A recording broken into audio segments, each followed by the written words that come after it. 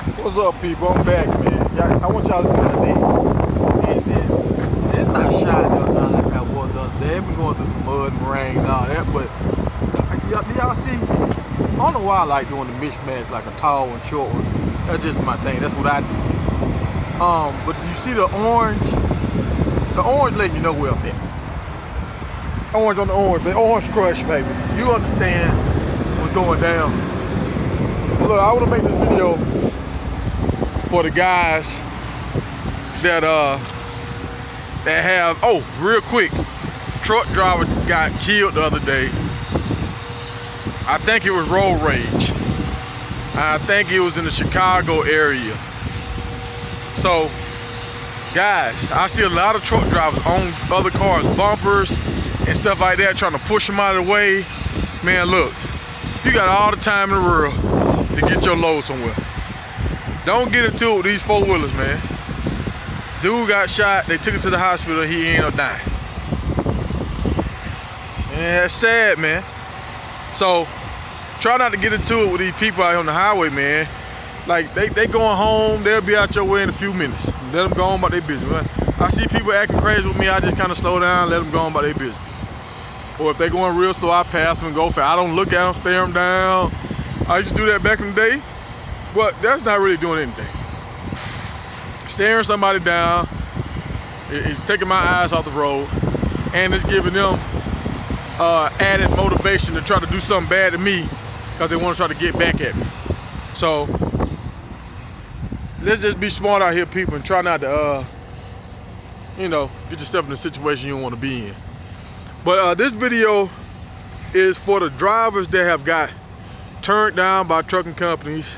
You couldn't get a truck or whatever happens, all right, you just got to stick to it. You got to, when I graduated out of college, my teacher told us, when you finish school, what you want to do is look for no's. Go out looking for no's. Try to find as many no's as you can, and eventually you're going to get a yeah. And so it was like the thing, I was like, what? But it made sense. I used to do that with ladies back in the day. When I went out of town and stuff, I used to tell my homeboys, like, look, let's play see if we can get this the most contest. Just talk to women, and see, now they're not afraid to get this. They're not afraid of everybody like clowning them for like not getting the number or whatever. So if you get this, that's a point for you. And we kept doing it. Most time we went out of town, dudes would end up getting like 2 or 3 numbers because we didn't care if we got this. If you got this, it was a good thing. So what I'm trying to tell people understand, if a company tells you no, that's a good thing on this aspect. If you use that no and say, okay, why did I get this no? Let me change this no to a yes. Most time they'll tell you why you can't get hired. You look at yourself and say, okay, can I fit these qualifications? It might happen, it might not happen right now, it might be a few years out. When I first started to get with Schneider, I had too many speeding tickets. I had and both of the speeding tickets, no, one of them was in the truck. I was going like 55 or something in a 35, like the speed drop. I was going on the highway going 55, went through a little small town, went on a 35, and I got popped for a 15-0. All right, I was in a rental car. I had a Charger with a Hemi in it. And I went to my homeboy's wedding on the beach, man. So I'm coming from the beach, trying to get back to work. We leaving out like early in the morning. So we leaving out like 4 in the morning. I'm like, ain't nobody gonna be out here 4 in the morning. I'm punching it, hauling ass, seeing what that Hemi can do. And I got my ass pulled over too, and got another 15 over ticket. So if you get 2 tickets in 3 years over 15 miles an hour, you will get locked out from most major trucking companies for 3 years. You'll get your license suspended for 60 days, and then you can't get on with most major companies for 3 years. So, I mean, that's over 1,000 days I can't get hired by somebody. You understand me? Like, it was crazy. I had to stay with the company where I was at. When I finally got straight, I was like, fuck Schneider, man, I ain't going to Schneider. I'm clean now, I'm finna go other places.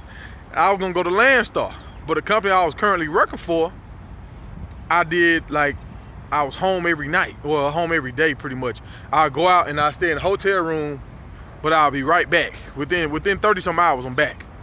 So Landstar told me, nah, you need to be over the road for the last like 6 months before you come with us. And I'm like, what the fuck? I got to be over the road? Like, man, I'm a truck driver. I stay in hotel rooms. They was like, nah, you had to be in a truck with a sleeper on it. That's what they told me.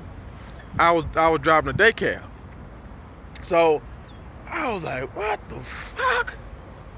Like, trying to be honest and stuff, and I got turned down. So I was mad, man.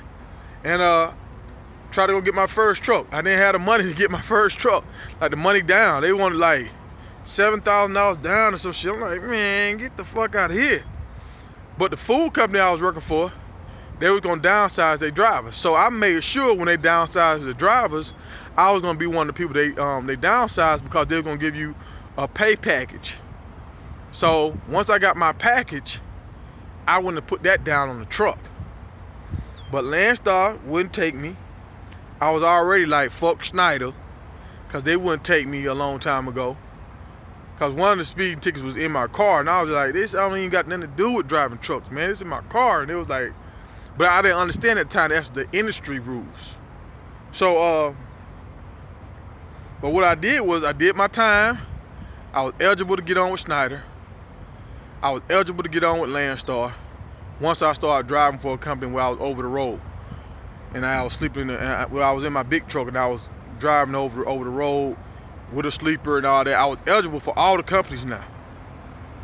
And now I got on with a company like that I wanted to be with.